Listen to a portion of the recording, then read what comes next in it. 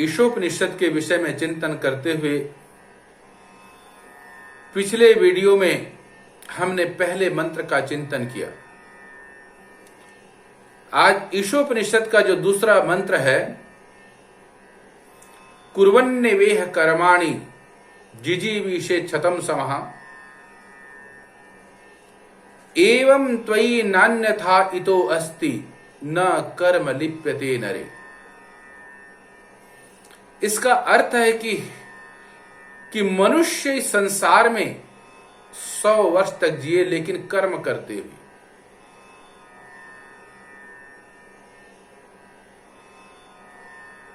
इसके बिना वह जीवित नहीं रह सकता। यह ईश्वर का संदेश है। एवं त्वयि नान्यथा इतो अस्ति, बिना कर्म के तुम जीवित नहीं रह सकते। यही तुम्हारा धर्म है।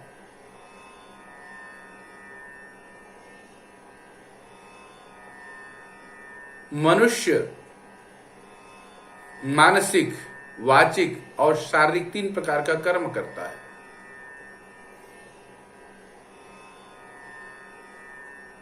लेकिन एक बात यह है कि आखिरी जो शब्द है उसमें कहा कि न कर्म लिप्यते मरे नरे, हे मनुष्य तू कर्म से लिप्त मत होना।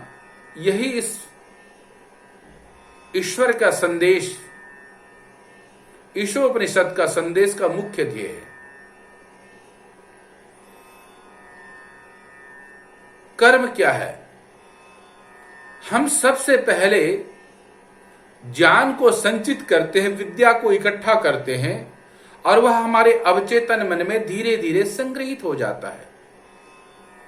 कुछ वर्षों के पश्चात हमारा एक संकल्प होता है कि मैं डॉक्टर बनूंगा, इंजीनियर बनूंगा, आज कुशल व्यापारी बनूंगा, अध्यापक बनूंगा, समाज सेवक बनूंगा, राष्ट्र निर्माता बनूंगा। ये आपका ध्येय होता है। फिर मुख्य ध्येय के विषय में हम लोग उसके पूर्ण ज्ञान को इकट्ठा करना शुरू कर देते हैं और धीरे धीरे कुछ अनुभवों को भी इकट्ठा करना शुरू कर देते हैं। जब बहुत सारा ज्ञान इकट्ठा हो जाता है तो अपने मन से कहते हैं कि हे मन, अब शरीर को कहो कि वह अपना व्यापार शुरू करे, अपना कर्म शुरू करे। शरीर लग जाता है। वाणी भी अपने विचारधाराओं के माध्यम से जो इस विषय में पिछले अनुभव ले चुके हों या जो इस विषय में बहुत अधिक ज्ञान रखते हों, उसके पास जाकर के भी चर्चा करके अपने ज्ञान को परखता है, समझता है और उसके पश्चात उस कर्म को परिणत करता है। फिर कुशल व्यापारी बन जाता है, कुशल विद्वान बन जाता है, कुशल विचारक बन जाता है, कुशल नेता बन जाता है, कुशल अध्यापक, कुशल डॉक्टर बन जाता है, कुशल इंजीनियर बन जाता है। लेकिन यह बात जानना आवश्यक है, ये जो मन में बनने की जो इच्छा हुई वो कहां से उत्पत्ति हुई? ये पिछले जन्म के संचित संस्कारों के माध्यम से इकट्ठा हुआ। माता पिता कुछ और चाहते हैं, परिवार कुछ और चाहता है कि बालक के मन में कुछ और भाव प्रकट होते हैं। वो अपने ज्ञान के विषय में, अपने विद्या के विषय में, अपने अभिरुचि के विषय में पूरा ज्ञान संचित करता है। वो पिछले जन्म के संस्कार, संचित संस्कार के माध्यम से होता है। इसीलिए एक परिवार का भिन्न भिन्न व्यक्ति भिन्न भिन्न रास्तों में भी जाता है और भिन्न भिन्न रास्तों में जाने वाला व्यक्ति कोई कुशल हो पाता है, कोई अकुशल ही रह जाता है। तो कर्म को समझने के लिए यह बात जानना आवश्यक है कि हम संचित करते हैं, इकट्ठा करते हैं अपने कर्म को। फिर उसके पश्चात क्रियमाण।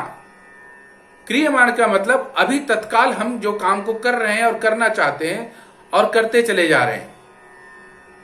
वैदिक भाषा में इसे 3 शब्दों में कहा है, संचित, क्रियमाण और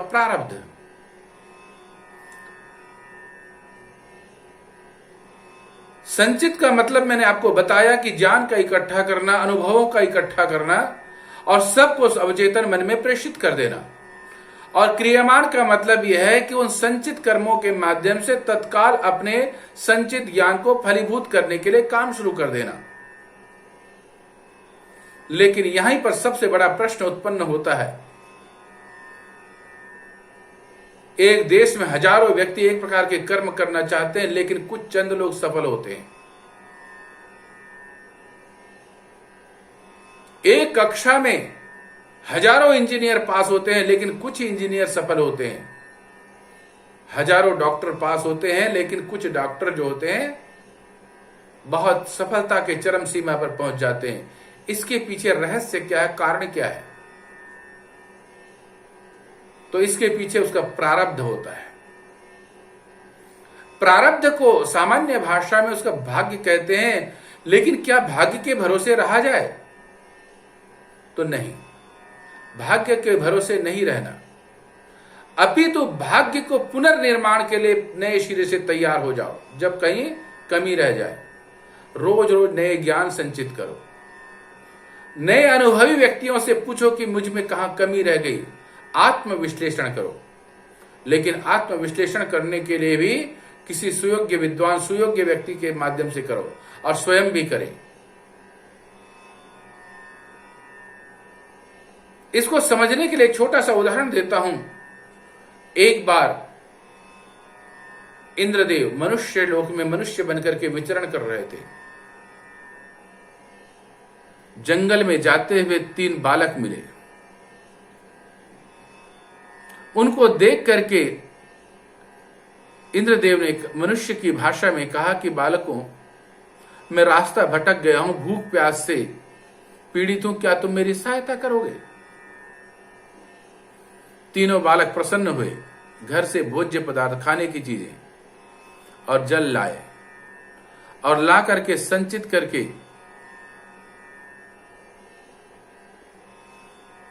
अतिथि की सेवा की।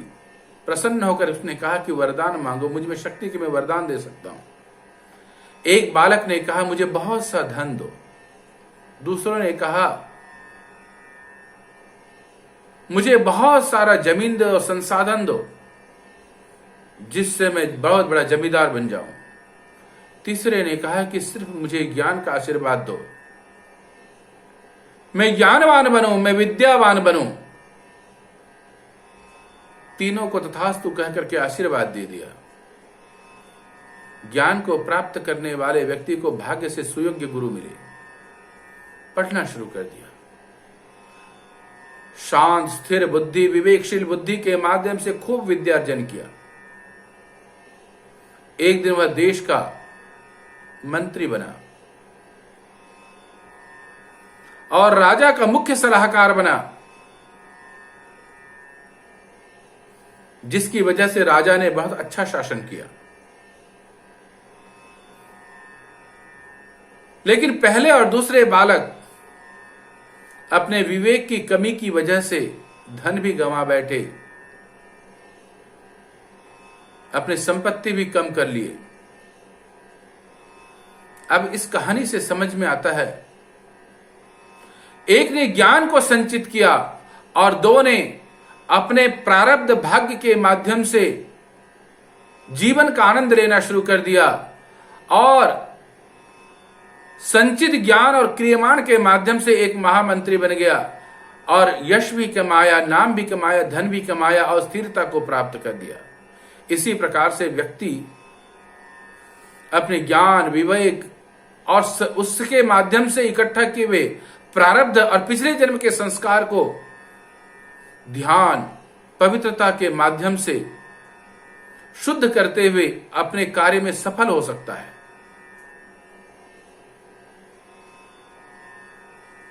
लेकिन एक बात का ध्यान रखना आवश्यक है। मंत्र का आखिरी हिस्सा कहता है, कर्म करना तो तुम्हारा स्वभाव है और उससे फल भी प्राप्ति होगी, लेकिन उसके बाद अहंकार मत कर बैठना कि यह मेरे कर्म का फल है। प्रातः काल की पवित्र वेला में उठ करके प्रभु से कहना कि हे प्रभु, मैं आज के लिए फिर तैयार हूं, आप मुझे आशीर्वाद दें। जहां कहीं मेरा नाव बिछड़ जाए तुम मेरा सहारा लगा देना। जहां कहीं मैं असफल नजर आऊं तुम्हारा आशीर्वाद मिल जाए। सायंकाल एक क्षण निकाल कर उसका प्रभु का धन्यवाद करना कि हे प्रभु, तुम्हारे आशीर्वाद से मेरा कार्य सफल हुआ। अगर असफल हुआ तो भी धन्यवाद करना। मुझे विश्वास है कि मुझ में कुछ कर्म में असफलता रह गई, तुम्हारे आशीर्वाद से यह भी अगले दिन संपूर्ण होगा। अगर इस प्रकार के भाव को लाते हैं तो कर्म में लिप्त नहीं होंगे। नहीं तो मनुष्य में अहंकार आ जाता है, मेरा संचित धर्म है, मेरा राज्य है, मेरा परिवार है, मेरा राष्ट्र है, मैंने सब कुछ किया। ध्यान रखना, हर श्वास भगवान का दिया हुआ है। सांसें हैं तो आपके अंदर विचार है, विवेक है, बुद्धि है, तर्क है, काम करने की शक्ति है। आपका अवचेतन मन आपके शरीर को कर्म भी कराएगा, सम्मान भी दिलाएगा। लेकिन प्रभु का आशीर्वाद अगर छीन गया तो सन 2020 में जैसे कोरोना वायरस के माध्यम से सब लोग मृत्यु से भयभीत हो गए, सिखा दिया कि तुम्हारी शक्ति क्या है, सिखा दिया कि अवबोध करा दिया कि मेरी शक्ति को तुम लोग नजरअंदाज नहीं कर सकते। इसीलिए कर्म करना तुम्हारा कर्तव्य है और जितना परिश्रम करोगे उतनी सफलता है। क्योंकि प्रकृति में सुंदर फल हैं, सुंदर फूल हैं, हीरे मोती जवाहरात सब कुछ है, स्वर्ण है, तुम्हारा भवन है, तुम्हारा राजपाट है, तुम्हारा नेतृत्व है, तुम्हारी कार्य क्षमता है। लेकिन यह पिछले जन्म के संस्कार और संचित कर्म के माध्यम से और इस जन्म में संचित कर्म के माध्यम से होता है। इसीलिए कर्म फल का बड़ा रहस्य है, गूढ़ रहस्य है। उसको आसान करने के लिए अपने पलकों को बंद करके लंबी गहरी सांस लेकर के प्रभु का धन्यवाद करना आवश्यक है। किसी भी शक्ति जिसको आप मानते हैं उस परम शक्ति, उस परम दिव्य ज्योति से आशीर्वाद देना आवश्यक है और उसका धन्यवाद करना भी आवश्यक है। छोटी सी कथा कहता हूं। हिरण्यकश्यपु ने बहुत बड़ी साधना की और स्वयं ब्रह्म से उसे आशीर्वाद की प्राप्ति हुई कि मैं तुम्हें दर्शन देता हूं, बोलो क्या चाहते हो। उसने कहा कि मुझे अभय का वरदान दो, मेरी मृत्यु कभी ना हो। तब से प्रसन्न होकर के उन्होंने उसको आशीर्वाद दे दिया।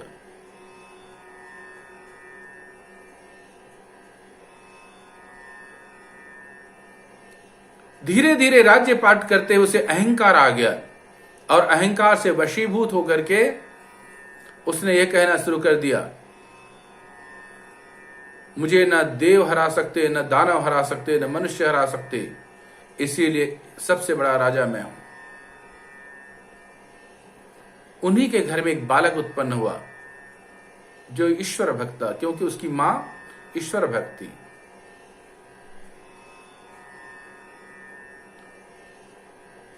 उसके मां के सारे सद्गुण इसमें आ गए, जिससे वो बार बार कहता था कि हर बात पर ईश्वर का धन्यवाद करता था। एक दिन राजा ने कहा कि देखो ये राजपाट मैंने एक बनाया है, यह सब तुम्हारे लिए, मेरा धन्यवाद करो। उसने कहा कि ईश्वर ने आपको शक्ति दी है और उसी के आशीर्वाद से संभव हुआ है, इसीलिए ईश्वर का धन्यवाद। इसको सुनकर के राजा कहा कि देखो बालक, मैं यहां का राजा हूं, मैं वरदान प्राप्त हूं, मुझे मृत्यु भी नहीं ले जा सकती। उसने कहा इसमें भी ईश्वर का आशीर्वाद है, उसके बिना संभव ही नहीं। तो उसने भक्त प्रहलाद को मरवाना चाहा,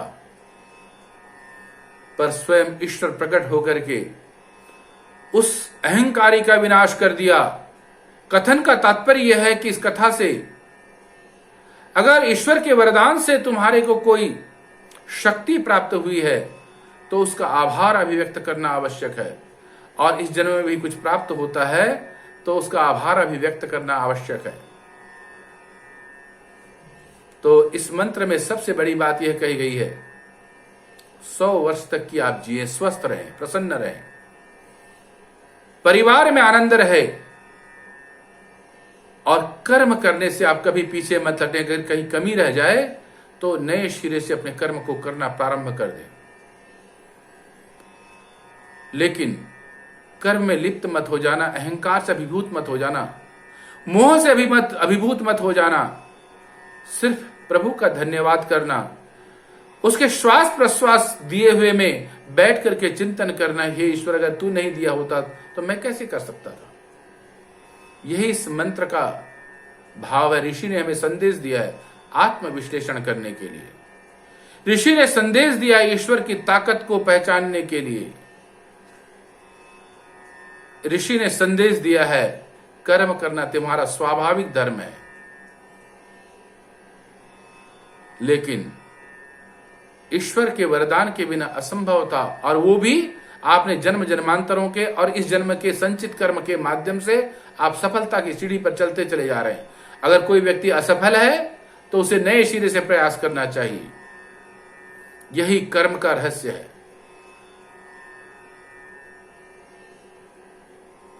ओम शांति शांति ओम।